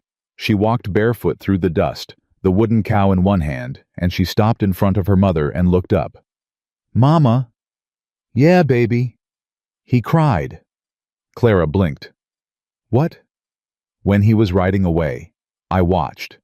He put his head down and his shoulders shook, Like when you cry, but you don't want nobody to see. Clara didn't know what to do with that information. She stored it somewhere deep in the same place she stored all the complicated truths about Josiah, that he was cruel and broken, that he was vicious and pitiful, that he had hurt her in ways she would carry forever, and that somewhere under all of it, he was a man who had never learned how to be anything else. "Come inside, baby," Clara said. "It's late." Emmy took her hand. Then, without looking at Silas, the child reached out with her other hand and grabbed two of his fingers.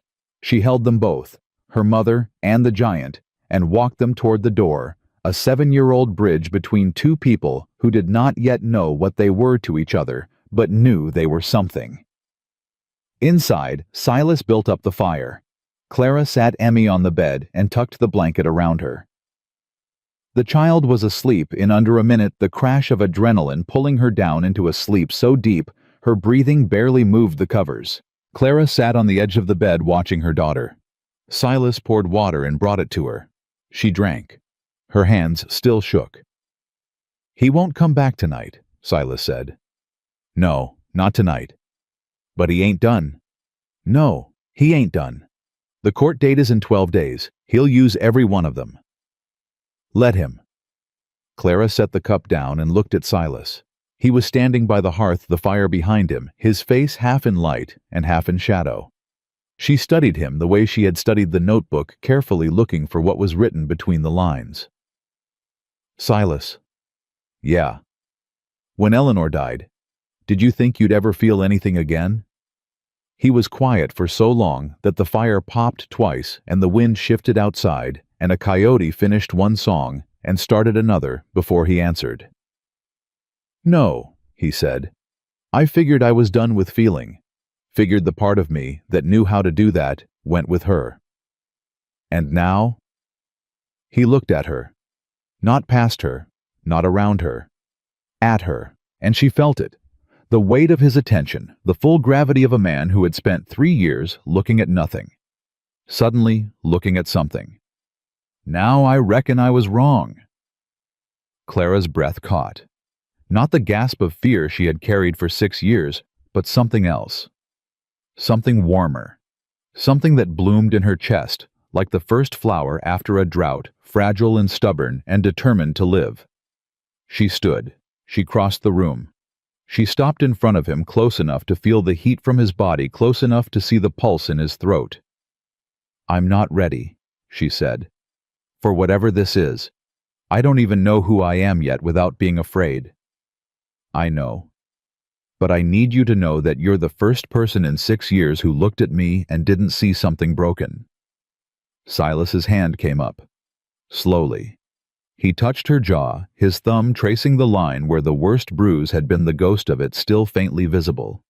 His hand could have wrapped around her whole face. Instead, it barely grazed her skin. "You ain't broken," he said. "You're the strongest thing in this county." Clara closed her eyes. One tear fell tracking down her cheek, running over his thumb. He did not wipe it away.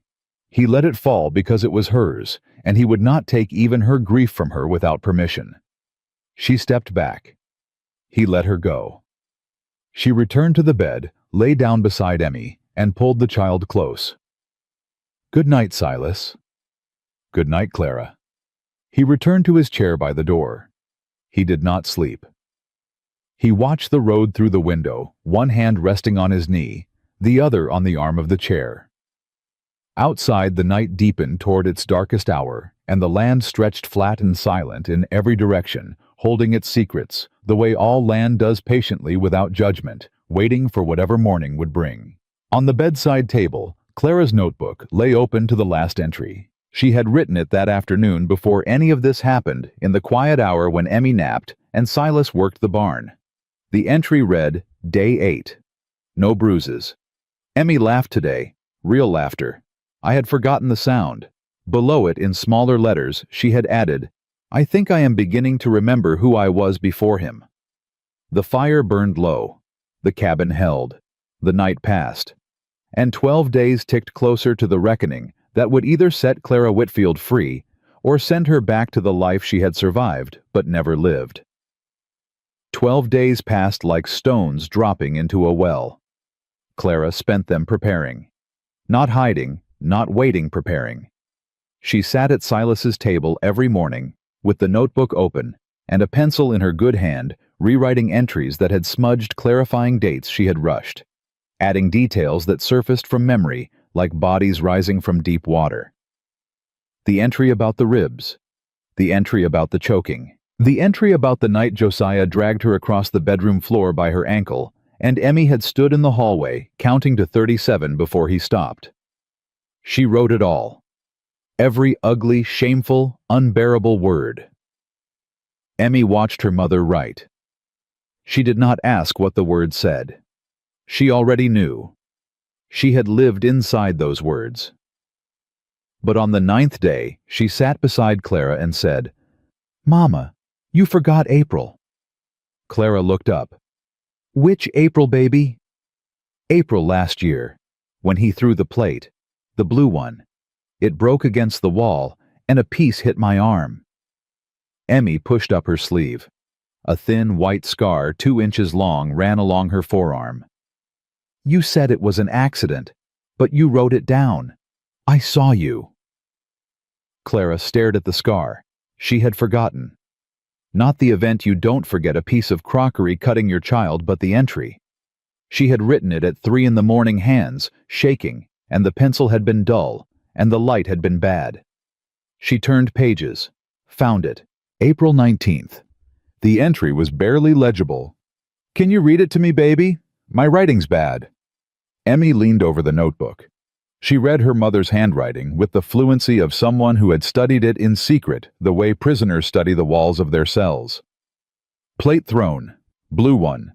Broke on wall near E-piece, cut her arm. Jay said she shouldn't have been standing there. Bandaged with dish towel. Did not go to doctor." Clara's pencil moved. She rewrote the entry clear and firm. "Better?" Emmy asked. "Better."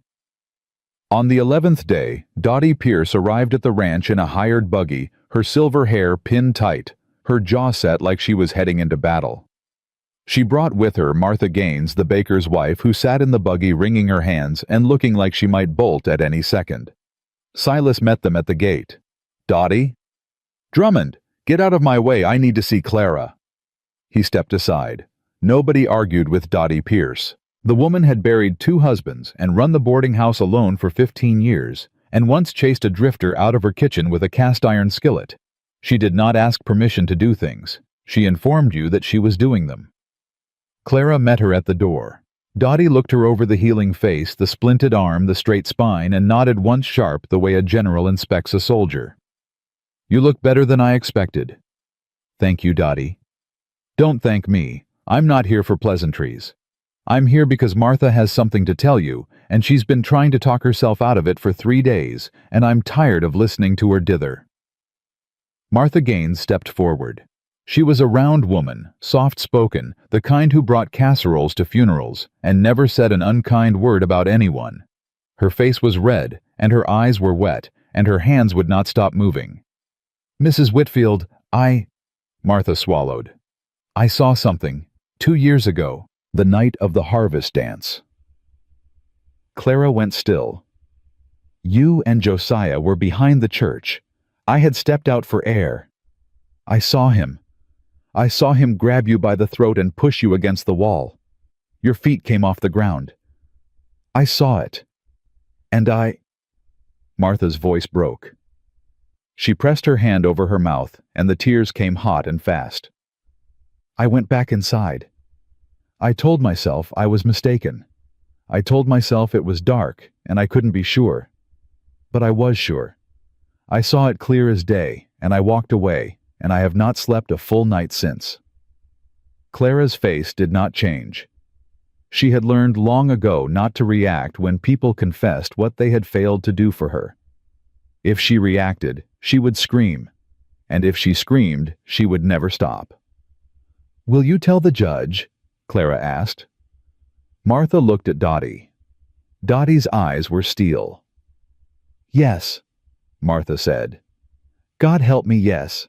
I should have told someone 2 years ago. I should have told anyone. I didn't, and I have to live with that, but I can tell the judge now, and I will." Clara nodded. She reached out and took Martha's hand. The baker's wife flinched at the touch, then held on, gripping Clara's fingers the way a drowning person grips a rope. "Thank you," Clara said. "That took courage." "No. What you're doing takes courage. What I did was just guilt that finally got louder than my fear." Dottie watched this exchange with dry eyes and a tight mouth. When it was done, she turned to Silas, who had stayed by the gate. "Drummond, you got more chairs. We need to talk strategy, and I don't intend to stand." Silas found 2 more chairs. They sat on the porch, Dottie, Martha, Clara, Silas, and they talked. Dottie had been busy. She had spoken to 6 women in town. 3 had seen bruises on Clara over the years. 2 had heard Josiah's raised voice through the walls of the store when they'd come by after hours. 1, old Mrs. Patterson, who lived next door to the Whitfields, had heard Clara crying through the shared wall so many times she had started sleeping in her back room to escape the sound. "Patterson won't testify," Dottie said. "She's 80 and scared of her own shadow. But the others might. I'm working on them." "How many do we need?" Clara asked. "1 would be enough. 2 is better. 3 and Josiah can't talk his way out of a paper bag. He'll retaliate against all of them. He'll try.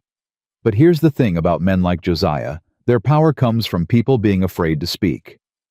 Once one person speaks, the fear breaks. And once the fear breaks, it don't mend." Clara looked at the notebook in her lap. 12 days of rewriting, clarifying, remembering. 2 years of pain compressed into 87 pages. She closed it and held it against her chest. "Tomorrow," she said. "Tomorrow," Dottie confirmed. "Hargrove set the hearing for 10 o'clock. I suggest you be there at 9. That night, Clara could not sleep. She lay beside Emmy, listening to her daughter's breathing, counting the way Emmy counted inhale, exhale, trying to find rhythm in the repetition. But her mind would not quiet. It ran through the hearing like a horse running through fire, panicked, circling, looking for a way through that didn't burn. She got up and went to the porch. Silas was there. Of course he was there. He was always there. "Can't sleep?" he asked. "My mind won't shut up." "What's it saying?" Clara sat on the step. She pulled her knees up and rested her chin on them, making herself small in a way she hadn't done since she was a girl. "It's saying I'm going to walk into that courtroom tomorrow and open my mouth and nothing will come out. It's saying Josiah will be sitting right there 10 feet away looking at me with those eyes, and I'll fold, the way I always fold." "You didn't fold the other night. He was 3 feet away, and you read him his own sins. That was different. That was dark. That was anger. Tomorrow is broad daylight with the whole town watching, and a judge waiting, and I have to be believable. I have to be calm. I can't cry because if I cry, they'll say I'm hysterical. I can't be angry because if I'm angry, they'll say I'm unhinged. I have to be the perfect victim, Silas, and there's no such thing." Silas leaned forward in his chair. "Can I tell you something? Please." The night Eleanor was dying. The fever was at its worst. She couldn't see me anymore, couldn't hear me, but I kept talking to her anyway. Telling her about the ranch, about the horses, about the weather. Stupid things. Things that didn't matter. Why? Because I thought if I stopped talking, she'd stop breathing, like my voice was the only thing keeping her here. He paused. She died anyway, right in the middle of me telling her about a calf that got stuck in the fence that morning. I was mid-sentence, and she was gone. Clara's throat tightened. I spent 3 years thinking I failed because I couldn't keep talking fast enough. Couldn't find the right words. Couldn't say the thing that would have made her stay. Silas looked at Clara, and his eyes held the quiet devastation of a man who had carried a weight so long it had shaped his spine. But here's what I learned. It was never about the words. It was about being there, standing in the room, refusing to leave.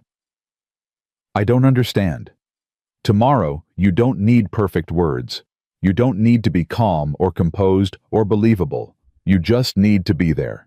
Stand in that room, open that notebook, and refuse to leave. That's all. That's everything. Clara stared at him.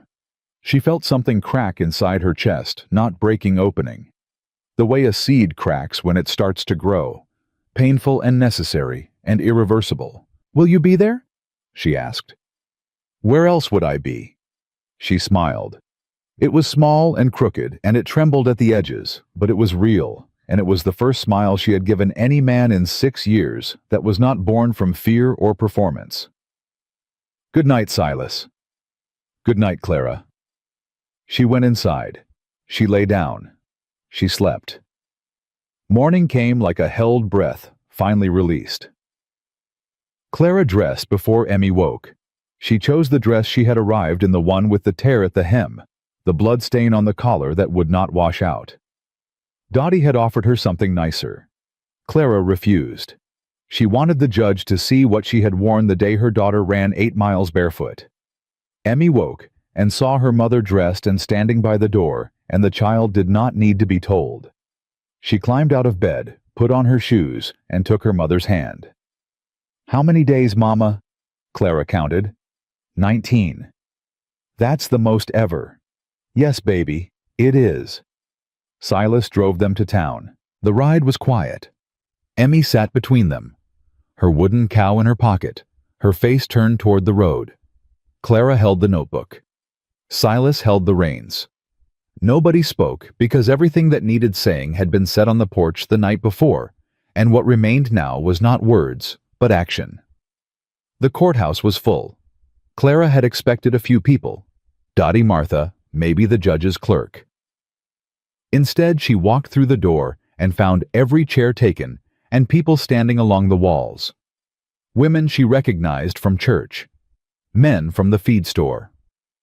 Old Mrs. Patterson, who Dottie had said wouldn't come, sitting in the back row, clutching her shawl with both hands. The baker. The blacksmith. The schoolteacher. Half of Copper Bluff crammed into a room built for 20, sweating in the July heat. And in the front row, Josiah Whitfield.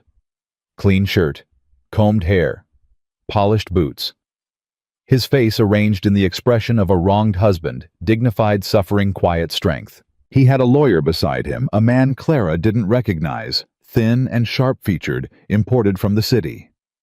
Josiah's eyes found Clara the moment she entered. She felt them like a physical force, a hand around her throat from across the room. Her step faltered. Emmy's grip tightened on her fingers. Silas stood behind her. Not beside her. Behind. His shadow fell across her back, and she felt it, the way you feel the sun, constant, warm, impossible to ignore. She walked to the front. She sat down. Emmy sat beside her. Silas took a seat in the second row directly behind Clara, close enough that she could feel him breathing. Judge Hargrove entered. The room stood. He sat. They sat.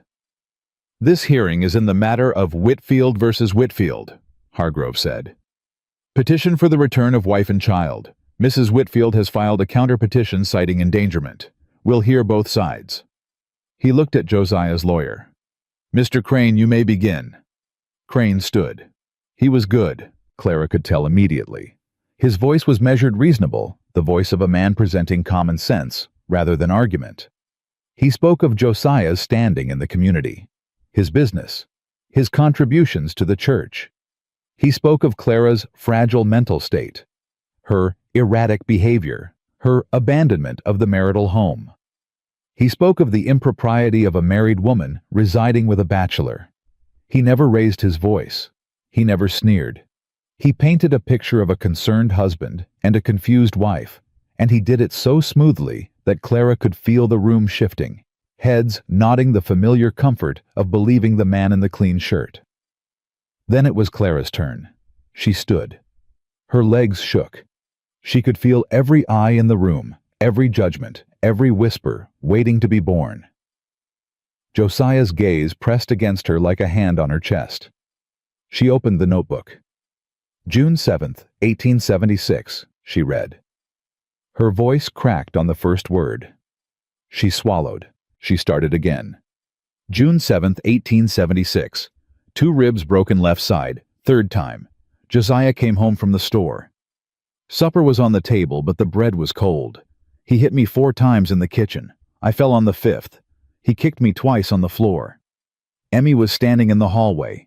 She counted 9 blows total. She was 5 years old. The room went silent.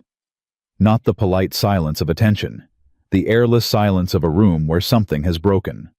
Clara turned the page. August 12th, 1876. Black eye right side, split lip. Josiah said I embarrassed him at church by speaking too long with Reverend Halstead. He waited until Emmy was in bed. He hit me in the bedroom. I slept on the kitchen floor because I couldn't climb back onto the bed. She turned another page, and another, and another. She read for 12 minutes. Every entry, every date, every bruise, every fracture, every night spent on the floor, every morning spent hiding the evidence. Her voice cracked and wavered and sometimes dropped to a whisper, but it never stopped. She read the way Silas had told her to, not perfectly, not calmly, but present. Standing in the room, refusing to leave. The room changed. She could feel it changing the way you feel weather shifting. The nodding heads went still. The comfortable expressions crumbled. Mrs. Patterson in the back row had tears running down her face. Martha Gaines gripped the edge of her chair so hard her knuckles were white. Even men who had drunk with Josiah, who had laughed at his jokes, who had shaken his hand after church, even they sat with their jaws tight and their eyes down. Josiah's face was a mask, but Clara knew his masks. She had memorized every one.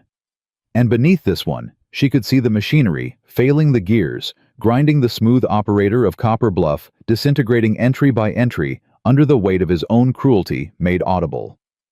His lawyer, Crane, objected twice. Hargrove overruled him both times without looking up. Clara reached the last entry. She read it slowly. July 9th, 1877.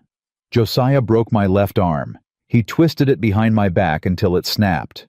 Emmy ran. She ran 8 miles barefoot to a stranger's ranch. She was 7 years old.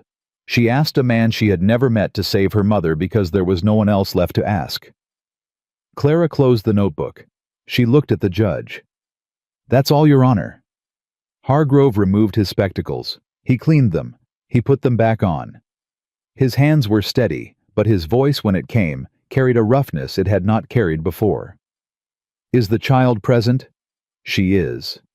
"Emmy," Hargrove said, "would you come up here, please?" Emmy slid off her chair. She walked to the front of the room, past her father, who sat rigid as a post. Past the lawyer, who would not meet her eyes, past the rows of townspeople who watched a 7-year-old walk with the gravity of someone 10 times her age. She stood before the judge. She was so small, she barely cleared the desk. "Emmy," Hargrove said gently, "your mama read from her book. Do you remember the things she wrote about?" "Yes, sir." "Can you tell me in your own words what you remember?" Emmy looked at her mother. Clara nodded. Emmy looked at the judge. "I remember all of it," she said. "I count things. I count because when he's hitting Mama, counting is the only thing I can do. I can't stop him. I'm too small. But I can count. And I remember every number." "Can you give me an example?" "November 3rd last year, he hit Mama 11 times. I was behind the door. I counted on my fingers, and when I ran out of fingers, I started over.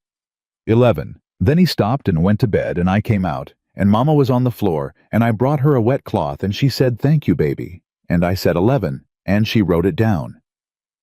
The courtroom made a sound. Not a gasp, not a murmur. A sound deeper than that. The collective exhale of a community that had just been forced to look at the thing they had spent years looking away from. Josiah's lawyer stood. "Your Honor, the child is 7. Her testimony." "Sit down, Mr. Crane." Crane sat. Hargrove looked at Josiah. "Mr. Whitfield, do you wish to respond?" Josiah stood. He smoothed his shirt. He found his smile dimmer now, damaged, but still functional. Your Honor, I love my wife. I love my daughter. Whatever mistakes I've made... Mistakes! The word came from the back of the room. Everyone turned. Old Mrs. Patterson was standing, her frail body shaking, her shawl clutched in her hands. I heard that child scream through my wall for 4 years, Josiah Whitfield. 4 years. And every Sunday I watched you shake the Reverend's hand, and I said nothing because I was afraid. Mistakes. Lord have mercy. She sat down. The room hummed. Another voice. Martha Gaines. I saw him choke her behind the church 2 years ago. Harvest dance. Her feet were off the ground. Another. A woman Clara barely knew. She came into my shop with a black eye in March. She said she fell. I knew she didn't fall. I gave her extra fabric for her trouble, and I never said a word to anyone. Another. And another. The testimonies came not like a flood, but like a dam breaking one crack at a time. Each voice small, each confession heavy with shame and guilt, and the terrible knowledge that silence had been complicity and looking away had been permission. Josiah's smile died. It did not fade. It died. His face went blank, then gray, then old. He aged 10 years in 2 minutes, shrinking in his chair, as the town he had charmed and manipulated and controlled for a decade turned its eyes upon him, and finally saw what had been there all along. Crane leaned over and whispered in Josiah's ear. Josiah shook his head. Crane whispered again more urgently. Josiah shoved him away. This is a conspiracy, Josiah said, standing. His voice was raw, stripped of performance. She turned them all against me. That giant put them up to it. This whole thing is a... Mr. Whitfield. Hargrove's voice cut like a blade. Sit down. Josiah did not sit down. He pointed at Clara. She's a liar. She's always been a liar. That book is fabricated. The child is coached. You can't... I said sit down. Josiah's mouth worked. His hand trembled at his side. The room watched a man come apart in real time, the public face peeling away like paint in heat, revealing the raw, ugly wood beneath. He sat. He did not speak again. Hargrove wrote for a long time. The scratch of his pen was the only sound. When he finished, he looked up. It is the finding of this court that Clara Whitfield and her daughter Emmy Whitfield shall remain under the protection of this court's order. The petition for return is denied. Furthermore, I am referring this matter to the district attorney for investigation of criminal assault. Mr. Whitfield, you are ordered to maintain a distance of no less than 1 mile from your wife and child until further notice. Violation will result in arrest. He set down his pen. Mrs. Whitfield, you are free to go. Clara did not move. She sat in her chair, the notebook in her lap, her daughter beside her, and she did not move because her body had spent 6 years bracing for impact, and it did not know how to stop. Emmy took her hand. Mama, it's over. Clara looked down at her daughter. Those counting eyes. Those old eyes that had seen too much and carried too much and somehow against every odd had stayed clear. Yeah, baby, Clara whispered. It's over. She stood. The room parted for her. Women she had known for years reached out to touch her arm as she passed, their faces wet, their whispers rushed. I'm sorry.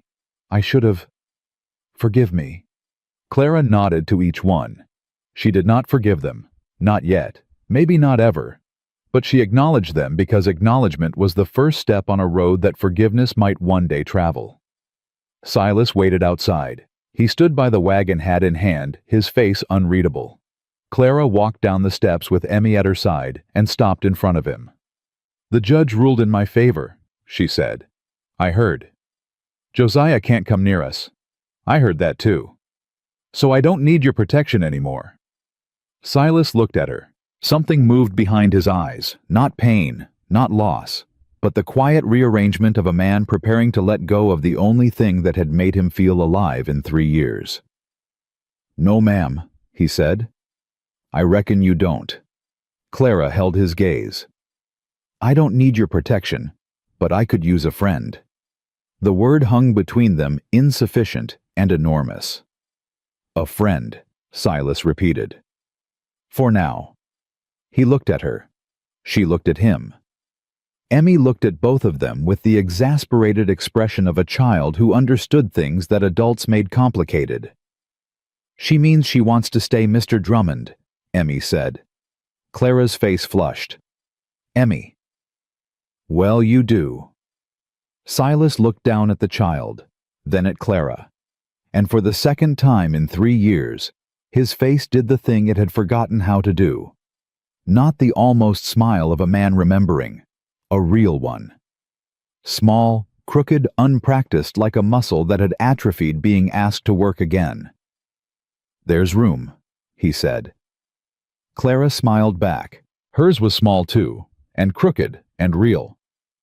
"Then take us home." He helped them into the wagon. Emmy sat between them as always. Clara held the notebook in her lap. Silas took the reins. They drove out of Copper Bluff under the full weight of the July sun. Behind them, the town watched.